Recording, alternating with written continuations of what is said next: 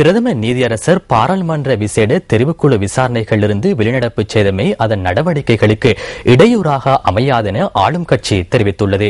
ஆளும் கட்சி உறுப்பினர்களின் பங்கேற்றலுடன் பாராளுமன்ற கட்டட தொகுதியில் இன்று நடைபெற்ற ஊடகவியலாளர் சந்திப்பின் போது இந்த விடயம் கூறப்பட்டுள்ளது. அத்துடன் இது ஒரு திட்டமிட்ட செயல் என்பது தெளிவாகுவதாகவும் ஆளும் கட்சி உறுப்பினர்கள் சுட்டிக்காட்டியுள்ளனர்.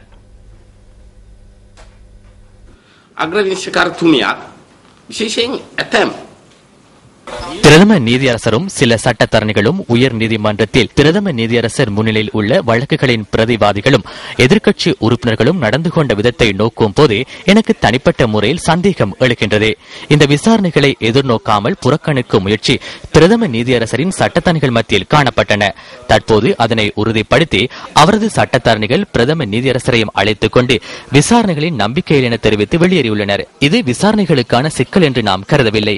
இந்த நாட்டின் ஜனநாயகம் பாராளுமன்றம் மீது உள்ள கௌரவத்தை சவாலுக்கு உட்படுத்தி ஜனநாயகத்துக்கும் பாராளுமன்றத்துக்கும் விடுக்கும் சவால் தொடர்பில் நாம் கவலையடைகின்றோம். அத்துடன் இதற்கு எமது அதிருப்தியையும் வெளியிடுகின்றோம். அதேபோன்று மிக விரைவில் விசாரணை நிறைவு செய்து அவருக்கு நியாயத்தை பெற்றுக் கொடுக்குமாறு சபாநாயகருக்கும் அவர் நியமித்த குழுவிடமும் நாங்கள் வேண்டுகின்றோம்.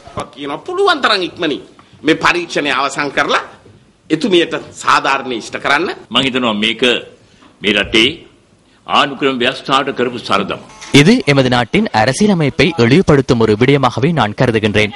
இவ்வாறான இழிவுபடுத்தும் நடவடிக்கையை பிரதம நீதியரசர் ஒருவர் மேற்கொண்டமை எவ்வகையிலும் ஏற்றுக்கொள்ள முடியாது. தெரிவுக்குழுவின் விசாரணைகளிலிருந்து வெளியேறுவதாக அவர்கள் கூறியுள்ளனர். அதன் பின்னர் எவ்வாறு செயற்படுவார்கள் என்று எமக்கு தெரியாது. இது இவர்கள் திட்டமிட்டு செய்த ஒரு விடயமாக இருக்கலாம். எனவே இந்த பிரதம நீதியரசர் நாட்டில் பல்வேறு சீர்குலைக்கும் நடவடிக்கைகளில் ஈடுபட்டு தாயக்கட்டையாக நடந்து கொண்டுள்ளாரா என்பது குறித்து சந்தேகம் நிலவுகிறது.